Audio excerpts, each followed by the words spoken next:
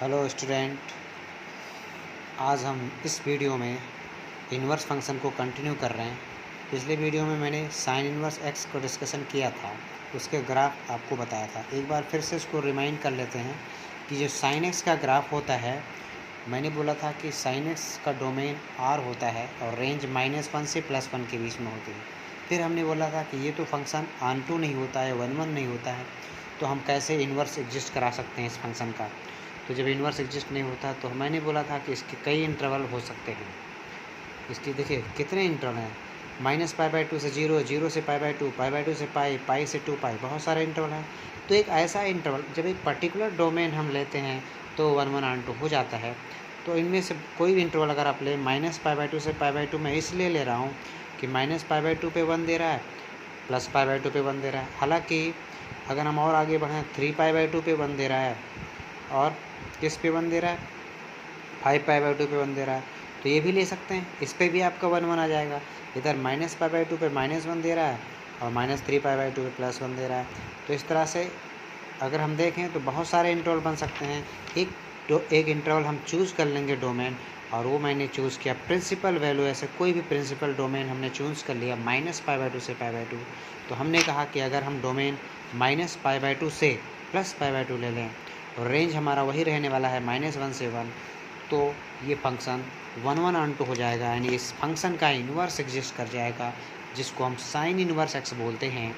क्योंकि अगर किसी वैल्यू का, किसी डोमेन का इमेज एक्स पे कोई ऑपरेट करते हैं फंक्शन, तो एफ एक्स होता है, वो रेंज हो जाता है, और उसका प्री इमेज कहाँ मिलता है, एक्स में मिलता है। यानी कि अगर हम साइन इन्वर्स फंक्शन को डिफ़ाइन कर लें, साइन इन्वर्स कैसे डिफ़ाइन कर लें, उसका इमेज होता है, इन्वर्स इमेज होता है। तो मैंने बोला था कि एक ग्राफ बनाइए ऐसा, एक वाई एक्सिस लाइन खींचिए, मैंने पिछले वीडियो में बताया था। तो इसका जो इमेज है आप देख रहे हैं, इस पार्ट का, वो इस तरफ बनेगा, कुछ ऐसा बनेगा जैसे मैंने इस डायग्राम में समझाया था आपको। ये जो इसका इमेज है, इस डायग्राम में आप ज़रा देखिए, इसका जो इमेज है ये आपका बन रहा है। अब जब हम एक लाइन खींचते हैं, एक मिरर इमेज लेते हैं, मिरर इमेज, तो इसका जो डायग्राम है आप देखिए ज़रा, ये जस्ट यू टर्न करेगा कि नहीं करेगा, मिरर में ऐसे टर्न करेगा। तो ये ग्राफ जब हमारा ऐसे चल रहा था, तो ये ग्राफ हमारा ऐसे चलेगा, जिसको हम साइन इन्वर्स एक्स का ग्राफ बोलते हैं, है ना। और साइन इन्वर्स एक्स में क्या बताया था हमने कि जो इसका डोमेन था वो रेंज हो जाएगा, जो इसका रेंज था वो डोमेन हो जाएगा। और फाइनली हमने क्या बताया था, रेंज -π/2 से π/2 हो जाएगा और डोमेन -1 से 1। इतना मैंने बता दिया था, इसको मैंने रिमाइंड करा दिया। नेक्स्ट मैं आप बात करूँगा कॉस एक्स। कॉस एक्स में भी वही कहानी है। अगर आप एक समझ गए ना इन्वर्स फंक्शन, तो हर एक की कहानी वही है, बस आपको समझने की ज़रूरत है। आपको बताया गया कि कॉस एक्स का डोमेन आर होता है, लेकिन मैंने यहाँ पर भी वही काम किया कि cos 0 1 होता है और cos पाई -1 होता है, रेंज -1 से 1 के बीच में होता है, तो मैंने 0π ले लिया रिस्ट्रिक्टिव। हालांकि बहुत सारे डोमेन हो सकते हैं, एक पर्टिकुलर डोमेन चूज़ करेंगे, उसमें से देखेंगे कि 1 1 ऑन 2 है। लेकिन अगर ओवरऑल कहें तो ओवरऑल 1 1 ऑन 2 नहीं होगा, क्योंकि बहुत सारे इंटरवल में डिवाइड हो सकता है। तो हर एक इंटरवल पे तो नहीं हो सकता ना, कहीं ना कहीं ऐसा होगा ज़रूर कि सेम आ जाए। तो मैंने एक ऐसा रिस्ट्रिक्ट डोमेन लिया 0π, जिसमें आप देखेंगे 0π आपका क्लोज इंटरवल, जिसमें आप देखेंगे ये फंक्शन 1 1 ऑन 2 हो जाएगा, यानी फंक्शन इन्वर्टिबल भी हो जाएगा। तो जब ये 0π आपने डोमेन लिया है, तो 0 पे 1 और पाई पे क्या होता है, इसकी वैल्यू -1, तो यानी कि रेंज तो -1 होना है। तो आपका ग्राफ तो एक क्लियर है। अगर इन्वर्स फंक्शन की बात करें तो जैसे उसमें बताया था, इसका ग्राफ अगर हम ध्यान से देखें, ये इस तरफ से रिस्ट्रिक्शन है।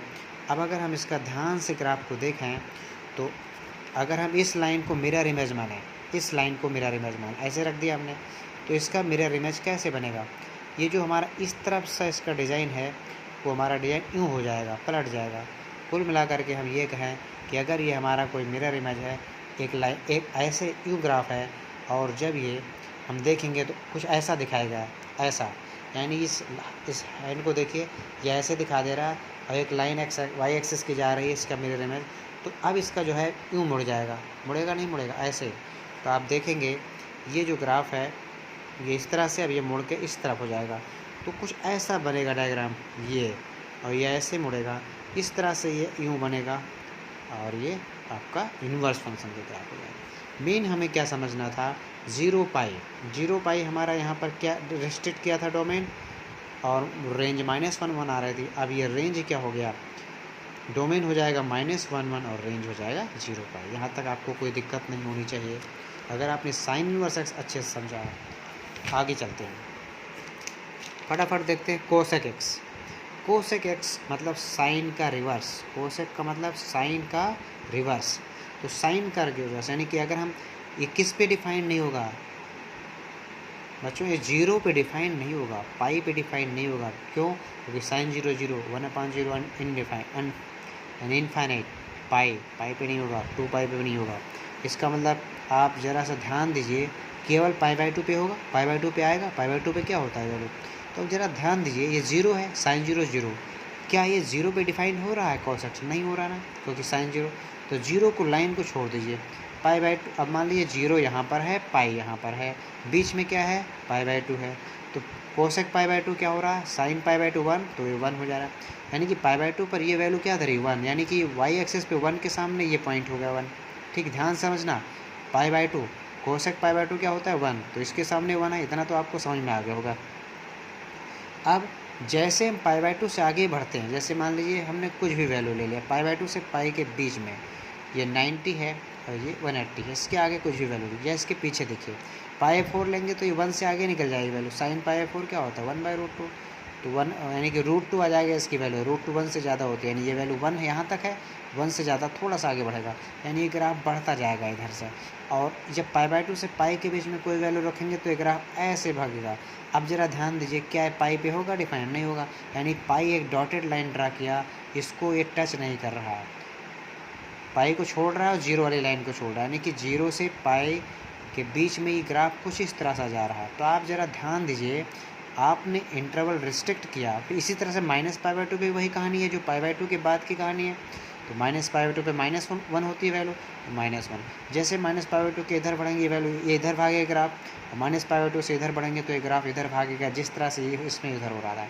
यानी कि हमने यहाँ पर एक रिस्ट्रिक्ट कर दिया डोमेन -π/2 और π/2। वही काम कर रहे हैं जो आपने साइन में किया, कास में किया। तो साइन में -π/2 पर कोसेक का रिवर्स मैंने किया, ठीक है। तो अब -π/2 से π/2 मैंने रिस्ट्रिक्ट कर दिया डोमेन। तो आप ज़रा ध्यान दीजिए कि जब -π/2 से π/2 आपने रिस्ट्रिक्शन लगाया, तो यहाँ पर एक चीज़ ध्यान दीजिएगा कि -π/2 से π/2 ये डोमेन है, 0 को इंक्लूड नहीं करना है, क्योंकि 0 पर डिफाइंड ही नहीं हो रहा है, तो 0 को छोड़ देना। तो मैंने कहा था कि डोमेन निकालते समय, जैसे आपको कई बार बताया कि ये फंक्शन R है जिसका डोमेन, उसमें कोई ऐसी वैल्यू जिस पे डिफाइन नहीं हो तो क्या लिखते हैं, R- समथिंग लिखते हैं। वही काम यहाँ पर करें। आपने डोमेन लिया -π/2, आपने रिस्ट्रिक्टेड डोमेन यही लिया है, वैसे बहुत सारे लिया जा सकते थे, लेकिन मैंने एक प्रिंसिपल डोमेन चूज़ किया -π/2 और उस पर 0 को छोड़ के हमने डिफ़ाइन किया, तो 0 नहीं है, तो ये डोमेन हो गया। और रेंज देखिए ध्यान से, -π/2 के बीच में जो रेंज है ये 1, वाई की वैल्यू होती है रेंज, तो वाई 1 के आगे भाग रहा है। और इधर -1 के नीचे, यानी कि -1 के नीचे कहाँ तक जाएगा, -∞, और 1 के ऊपर कहाँ तक जाएगा, +∞। इसका मतलब इतना तो तय है कि -∞ से -1, 1 से ∞। तो यानी कि केवल -1 और 1 को इंक्लूड कर रहा है, बाकी नहीं इंक्लूड कर रहा है। इसका मतलब R में से अगर केवल इसका ओपन इंटरवल हटा दें, यानी कि -1 से 1 के बीच की जो वैल्यू है उसको नहीं ले रहा है, बाकी वैल्यू ले रहा है, तो -1 और 1 को छोड़ करके जो वैल्यू होगी R से घटा दें, वही आपका रेंज मिल रहा, चाहे ये लिखें चाहे ये लिखें। क्लियर है? अब आपने जब कोसेक समझ लिया तो इसका इन्वर्स समझने में क्या दिक्कत है। इन्वर्स क्या होता है, मिरर इमेज होता है। मैंने बोला कि जो काम आपका एक्स एक्सिस के अबव और एक्स एक्सिस के बिलो हो रहा था, अब वही काम यहाँ पर भी होना है एक्स एक्सिस के अबव। बस होगा क्या कि ये जो पैरेलल वाई एक्सिस के चल रहे थे, अभी एक्स एक्सिस के पैरेलल चलने लगेगा, यानी कि प्रोसेस वही है। ये कुछ ऐसा ग्राफ है, अगर हम यहाँ पर वाई एक्सिस के इसका इमेज लें, इसका मिरर इमेज लें, तो जो ग्राफ ऐसे तो पलट के ऐसे आएगा कि नहीं आएगा, यानी कि वही काम यहाँ हो रहा है। अभी जो काम ऐसे हो रहा था अभी ये ऐसे हो जाएगा, और जब इसको ग्राफ, यानी ये ग्राफ कुछ ऐसा बनेगा। क्लियर है? ध्यान दीजिएगा, ये 0 है, ये -1 है और ये +1 है। तो माइनस, अब यहाँ पर कोसेक π/2 यहाँ पर क्या हो रहा था, +1, यहाँ पर भी अब यहाँ पर वहाँ पर क्या था, जो डोमेन था वो -π/2 से π/2 था और रेंज था -1 से -∞ से -1 1 से ∞। वही काम यहाँ पर हो रहा है। रेंज कहाँ से जाएगा, 1 से ∞, और इधर -∞ से -1 पे देखो, -1 पे ये मुड़ा है और ये 1 से फिर आगे बढ़ता है ग्राफ। तो वही काम यहाँ पर है। पाई को टच करेगा क्या, पाई को नहीं कर रहा है, इसमें भी पाई को नहीं कर रहा था। -π को टच करेगा क्या, नहीं करेगा। तो यानी कि 1 से ∞ ये रेंज इधर और -∞ से -1 ये डोमेन हो गया। अब जो रेंज था उसमें अब क्या हो गया, डोमेन को, कि एक्स एक्सिस की जो वैल्यू है, एक्स की जो वैल्यू होती है वो डोमेन होती है। रेंज की बात करें तो ये -π/2 के पे ये -1 दे रहा है। -1 के सामने देखिए -π/2 आ रहा है रेंज, और +1 के सामने क्या आ रहा है, रेंज π/2 आ रहा है। डोमेन -1 के सामने देखो -π/2 पे डिफाइंड हो रहा है, और +1 के सामने देखो ये वैल्यू π/2 मिलेगी। यानी कि जो वहाँ पर डोमेन था वो रेंज हो गया -π/2 से π/2, और जो रेंज था वो क्या हो गया, डोमेन। लेकिन ध्यान दीजिएगा -π/2 में ज़ीरो को नहीं लेगा, ये किसी भी हालत में ज़ीरो को डिफाइन करेगा क्या, नहीं करेगा। तो -π/2 से π/2 में ज़ीरो छोड़ देना है, बस कुछ नहीं करना है। जो डोमेन था वो रेंज हो जा रहा है, जो रेंज है वो डोमेन, और इससे ज़्यादा कुछ समझना ही नहीं है। अगर आपने साइन इन्वर्स अच्छे समझ लिया, क्योंकि वही मेन है साइन इन्वर्स और कॉस इन्वर्स, तो उसके बाद तो सब एक दूसरे के कॉम्प्लीमेंट्री समझ सकते हो एक तरह से। कुछ मिला कुछ नहीं है। सेक इन्वर्स बहुत ही आसानी से आप, इतना बढ़िया तरीके से इसको एक्सप्लेन मैं कर रहा हूँ, और अच्छे से अगर आपको ज़रूरत हो, क्योंकि इसमें एक एक चीज़ अगर ये नहीं समझ पाए तो कुछ भी नहीं समझ। चैप्टर में सिर्फ और रेंज और डोमेन है, इसके अलावा कुछ है ही नहीं। अगर आपने समझ लिया पूरा चैप्टर, आराम से उड़ा देंगे। तो सेक एक्स बहुत ही आसान। कॉस का क्या था, 0 π था, नहीं, डोमेन क्या था, कॉस का। अभी आपने पढ़ा 0 π, और रेंज क्या था, -1 से 1। रिस्ट्रिक्टेड वैल्यू cos 0 1 cos π -1 होता था, वही सेक है। तो सेक में क्या है, cos का रिवर्स होता है, तो cos 0 यहाँ पर क्या होगा, डिफाइंड होगा। π/2 पे क्या है, डिफाइंड होगा, जी नहीं। तो π/2 वाली लाइन एक डॉटेड लाइन ड्रा कर लिया, और एक -π/2 ड्रा कर लिया, ठीक। अब cos 0 1 होता है, तो 0 के यानी कि सेक 0 क्या हो गया, 1। अब अगर हम 0 से π/2 की तरफ आगे बढ़ेंगे तो ये वैल्यू ऐसे बढ़ेगी, और 0 से -π/2 की तो ये वैल्यू ऐसे बढ़ेगी। कुल मिलाकर के ऐसे ही तो बढ़ रहा है जो कॉस में हो रहा था। कॉस में क्या हो रहा था, यही तो हो रहा था। 0 से π/2 पे यूँ घटा, और 0 से -π/2 इधर घटा, ये वैल्यू हो रही थी। वही काम जो ऐसे था, कॉस है वो सेक हो गया, वही तो काम हो रहा है। अब ज़रा ध्यान दीजिए, यहाँ पर भी हमने वैल्यू जो इंटरवल है वो रिस्ट्रिक्ट कर दिया। वहाँ पर इंटरवल क्या था, कॉस में इंटरवल क्या था, डोमेन 0 π रिस्ट्रिक्शन था, और रेंज क्या था, -1 से 1। यहाँ पर भी कुछ ऐसे ही होने वाला है। रेंज 0 1 हो गया, रेंज क्या हो गया, 0 1, और डोमेन -π/2 से π/2। डोमेन देखिए 0 1, वहाँ पर क्या था, ये 0 1 सेक की बात कर रहा हूँ मैं, इसको ज़रा ध्यान देना। सेक की बात कर रहा हूँ, कॉस की बात नहीं कर रहा हूँ मैं। तो आप एक बात ज़रूर ध्यान दीजिए कि π/2 पे डिफाइन नहीं होने वाला, ऑड मल्टीपल जो है उस पर डिफाइन नहीं होने वाला। π/2 3 π/2 इधर -π/2, तो जनरली तो डोमेन यही होता r - 2n + 1 π/2। लेकिन आपने रिस्ट्रिक्टेड डोमेन क्या लिया, रिस्ट्रिक्टेड डोमेन आपने लिया, जो बताइए क्या लिया रिस्ट्रिक्टेड डोमेन, क्योंकि 0 पे 1 और पाई पे क्या होता है, -1। ज़रा ध्यान दीजिएगा, 0 पे 1, पाई पे -1, रेंज क्या होता है, -1 से 1। किस में, रेंज तो ही होता है ना, -1 से 1। और रिस्ट्रिक्टेड डोमेन यहाँ पर भी वही लिया, 0 से पाई। अब यहाँ पर एक चीज़ ध्यान दीजिए, कॉस्ट में भी वही था, 0 पाई और रेंज -1, लेकिन यहाँ पर ध्यान दीजिए π/2 नहीं आ रहा है इसमें, π/2। और वहाँ पर एक चीज़ ध्यान दिया था आपने, कॉस में 0 π क्लोज इंटरवल था, वहाँ पर क्या था, 0 π क्लोज इंटरवल। यहाँ पर 0 π, हम 0 π ही क्लोज इंटरवल यहाँ पर भी लेंगे, लेकिन बीच में क्या आ रहा है इसमें, π/2 आ रहा है, क्योंकि π/2 रखते ही अनडिफाइन कर दे रहा है। π/2 रखते ही क्या कर रहेगा, अनडिफाइन कर दे रहा है। तो बीच में पाई बाई टू आ गया, तो पाई बाई टू को हटा देंगे, यानी कि 0 पाई इंटरवल रहेगा, बीच में पाई बाई टू हटा दीजिए।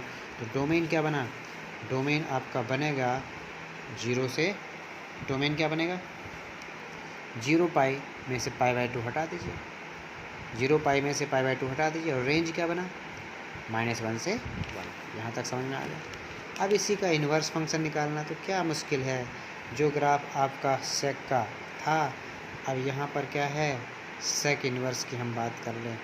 किसकी बात कर लें, सेक इन्वर्स की। ठीक है, बहुत ही ध्यान से इस चीज़ को देखिएगा, ये सेक है और दूसरा क्या है सेक इन्वर्स। अब देखिए एक चीज़ यहाँ पर ध्यान दीजिए, जो आपका 0 पाई डोमेन लिया है, डोमेन क्या लिया 0 पाई, बीच में पाई बाई टू उसको हटा दिया, तो डोमेन तो होगा। रेंज की बात करो, रेंज देखिए 1 और इधर -1, 1 के आगे भी तो जा रहा है रेंज, रेंज कहाँ तक जा रहा है 1 से इन्फिनिटी, और इधर रेंज क्या जा रहा है -1 से नीचे बढ़ रहा है, यानी कि -इन्फिनिटी तक इधर जा रहा है। तो वही कहानी जो कोसेक में थी वो सेक में आ गया, कि जो डोमेन है तो 0 पाई बाई टू को छोड़कर, और रेंज हो रहा है 1 से इन्फिनिटी इधर और -1 से -1 इधर। तो ये हो गया डोमेन 0 पाई में से पाई बाई टू हटाया, रेंज r में से -1 घटा दी, चाहे -1 से -1, 1 से इन्फिनिटी लिख दें। उसी का उल्टा सेक इन्वर्स आप बनाएंगे। देखिए पाई बाई टू वाली लाइन पे नहीं टच कर रहा था, वही इधर भी बना दो। अब एक्स एक्सिस के अलग बना देंगे, वाई एक्सिस उसका जस्ट उल्टा बनाएंगे ग्राफ इन्वर्स फंक्शन की वजह से। तो आप देखेंगे ये -पाई/2 हो गया और ये +पाई/2। इसको ज़रा ध्यान से देखना है, +पाई/2 है और ये -पाई/2 है। अब पाई/2 को छोड़ के जाएगा, ये क्या है 0 1, ये इधर क्रॉस करेगा इधर। उसी तरह इधर भी कहानी है, पाई/2 से 3पाई/2 के बीच में पाई है, तो ये इसको छोड़ के जाएगा। कुल मिला करके क्या है, ये डोमेन हो गया, ये रेंज जो था डोमेन हो जाएगा, और जो डोमेन था वो रेंज। तो ये आप आसानी से समझ जाएंगे, कोई दिक्कत नहीं है। tan x बहुत ही आसान। अब आपको पता है कि tan x जो फंक्शन होता है उसका डोमेन r होता है, केवल पाई/2 को छोड़कर, क्योंकि tan पाई अनडिफाइंड हो जाता है, तो केवल 8 मल्टीपल ऑफ पाई/2 को छोड़कर पूरा होता है। लेकिन यहाँ पर भी वही कहानी, एक रिस्ट्रिक्टेड डोमेन चूज़ करें -पाई/2 से पाई/2, -पाई/2 ओपन इंटरवल चूज़ करें, क्योंकि ना तो पाई/2 पे डिफाइन होता है ना -पाई/2, इसके बीच की इंटरवल कहीं भी डिफाइन हो सकता है। तो -पाई/2 एक हमने पर्टिकुलर इंटरवल चूज़ किया। अब उसमें देखते हैं 0 पे क्या हाल हो रहा है। तो देखिए 0 पाई/2 पे डिफाइन नहीं हो रहा, इसके बीच कोई भी वैल्यू ले लीजिए डिफाइन हो जाएगा, इधर भी डिफाइन हो जाएगा। तो आप देख रहे हैं कि ये 0 इस तरह से ये ऐसे बढ़ रहा है। आप देखिए फिर -पाई पे तो डिफाइंड हो जा रहा है, -पाई/2 पे डिफाइन नहीं हो रहा था, -3पाई/2 पे नहीं हो रहा, तो ये भी ऐसे जाके क्रॉस हो जा रहा है। तो आप देख रहे हैं कि जो डोमेन है, डोमेन आपने रिस्ट्रिक्ट किया -पाई/2 से पाई/2 ओपन इंटरवल, और रेंज क्या दे रहा है r। सीधी सी बात है, कोई प्रॉब्लम नहीं होनी चाहिए। tan इन्वर्स की अगर हम बात करें तो जस्ट उल्टा हो जाएगा। अब जो काम y ऐसे चल रहा था y एक्सिस के पैरेलल के, अब इस x एक्सिस के पैरेलल लाइन खींचेंगे। अब tan इन्वर्स की अगर हम बात करें तो वही काम 0 से पाई/2 को छोड़ के, इधर -पाई/2 को छोड़ के, फिर इधर 3पाई/2 को छोड़ के, -3पाई/2 को छोड़ के, वही काम हो रहा है। तो डोमेन क्या था वहाँ पर -पाई/2 ओपन इंटरवल था, यहाँ पर रेंज हो गया, वो उलट गया, पूरी प्रोसेस उलट गई, जो इमेज आप पढ़ चुके हैं। कार्ट इन्वर्स पे आ जाते हैं। कार्ट इन्वर्स में ऐसा कुछ भी नहीं है कि आपको दिक्कत हो, जैसे tan इन्वर्स का था उसे कार्ट इन्वर्स है, उसमें क्या मुश्किल है। तो कार्ट इन्वर्स समझने से पहले कार्ट एक्स समझ लेते हैं। कार्ट मीन्स 1/10, अगर हम ये कार्ट एक्स लिखा हुआ ये उसको 1/10 एक्स भी तो ले सकते हैं। तो tan 0 अनडिफाइंड हो जाएगा, tan पाई अनडिफाइंड हो जाएगा, 2 पाई, तो वहाँ पर भी वही कहानी, n पाई पे छोड़ के सब पे अनडिफाइंड हो जाएगा, क्योंकि पाई 2 पाई 3 पाई कार्ट की बात हो रहा है ना, इन सब पे डिफाइन। तो एक यहाँ पर ही पर्टिकुलर रिस्ट्रिक्ट डोमेन किया, वहाँ पर रिस्ट्रिक्टेड डोमेन, क्योंकि 0 पाई 2 पाई 3 पाई इन सब पे अनडिफाइंड हो रहा है, और बहुत सारे इंटरवल बनेंगे 0 पाई 2 पाई 3 पाई। हमने रिस्ट्रिक्टेड डोमेन 0 पाई लिया। 0 पाई कैसा, ओपन की क्लोज नहीं लेंगे, ओपन लेंगे। क्यों? क्योंकि पाई पे तो डिफाइन नहीं है, 0 पे डिफाइन नहीं है, इसके बीच की वैल्यू पाई/2 पे डिफाइंड है, क्योंकि कार्ट 90 का होता है 0। तो 0 पाई ओपन इंटरवल हमने रिस्ट्रिक्टेड डोमेन ले लिया। अब मैंने क्या बोला, पाई 2 पाई 3 पाई, उधर -पाई से 0, 0 से पाई, पाई से 2 पाई, बहुत सारे इंटरवल बनेंगे। कोई एक इंटरवल चूज़ करना होगा। मैंने एक इंटरवल चूज़ किया 0 पाई, जो प्रिंसिपल डोमेन चूज़ कर लिया। वैसे तो बहुत सारे इंटरवल बना सकते हैं, मैंने बोला एक पर्टिकुलर डोमेन लीजिए तभी वो 1 1 ऑन 2 डिफाइन हो पाता है। अगर हम जनरली आर बोलते हैं तो कहाँ ट्रिग्नोमेट्रिक फंक्शन डिफाइन हो पाता है, इन्वर्टिबल कहाँ होता है। तो 0 पाई मैंने रेस्ट्रिक्टेड डोमेन लिया, π/2 को छोड़ेगा, यानी कि π/2 पे तो डिफाइन करेगा, 0 पे डिफाइन नहीं करेगा। तो 0 के पैरेलल आ रही है π/2 पे ये, और फिर पाई पे डिफाइन हो तो पाई के जस्ट पैरेलल आ रही है। इस तरह से इधर भी चलेगा। तो आप देख रहे हैं माइनस 0 से पाई, 0 से पाई आपने इंटरवल चूज़ किया डोमेन, और रेंज क्या दे रहा है आर, नो प्रॉब्लम। इसी का इन्वर्स फंक्शन की बात कर लें तो जो काम वाई एक्सिस के पैरेलल खींच रहा था एक्स एक्सिस के पैरेलल, अब यहाँ पर भी वही कहानी, π/2 पे छोड़ करके ये इधर अनडिफाइंड, और इधर पाई को छोड़ करके π/2 पे आ रहा है, फिर -π/2 पे आ रहा है, वही काम यहाँ हो रहा है। तो जो डोमेन था वो रेंज हो गया, जो रेंज था वो डोमेन हो गया, इसमें क्या मुश्किल बात है।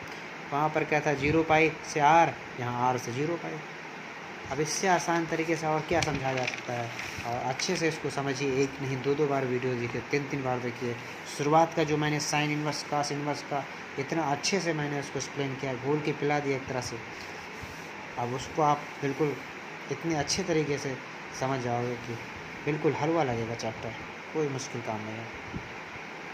तो बस अब इतना सा कॉन्सेप्ट है। अगर आपने इसके हमने पूरा एक जो है टेबल भी मैंने आपको ग्रुप में सेंड कर दिया है एक साथ सारे डोमेन रेंज, उसको आप बहुत अच्छे से नोट कर लेना, और 1-2 बार प्रैक्टिस करेंगे ग्राफ के थ्रू तो रेंज और डोमेन बिल्कुल आसानी से समझ में आ जाए, कुछ भी मुश्किल नहीं।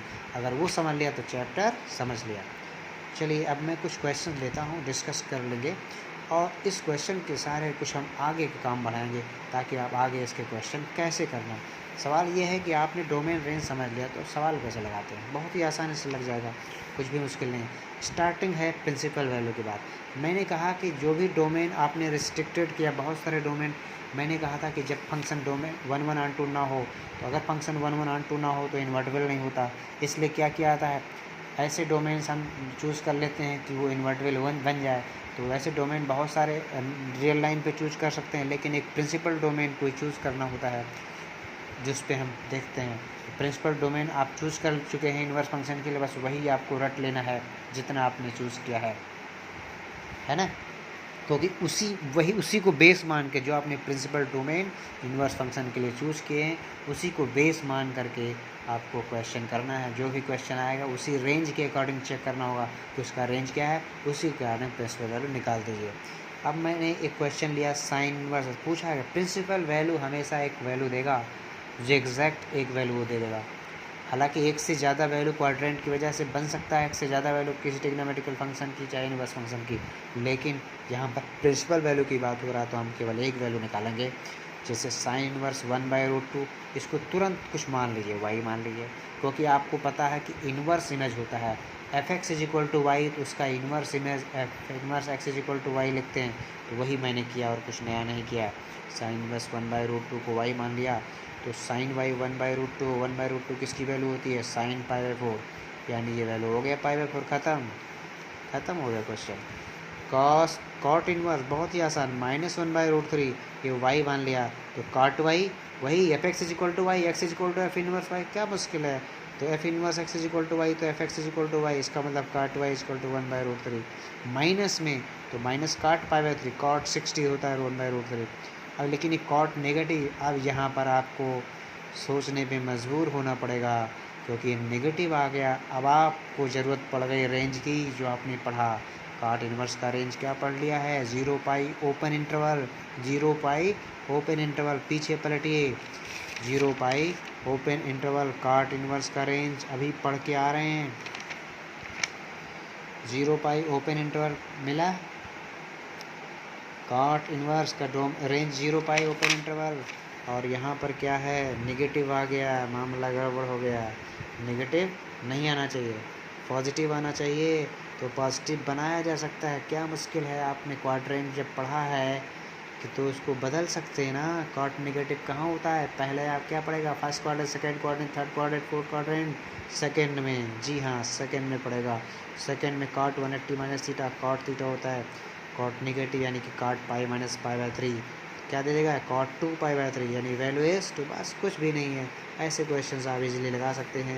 अब मैं कुछ क्वेश्चन इसके लिए दूंगा, आप लोग इसको करेंगे फिर बताएंगे क्या दिक्कत आ रही है। वैसे कोई दिक्कत नहीं आनी चाहिए और उम्मीद करता हूँ आप इसको इन्वर्स फंक्शन को अच्छे से समझ पाएंगे तो, और ये एक्सरसाइज बहुत तेज़ी से आगे बढ़ेगी। Okay student, thank you.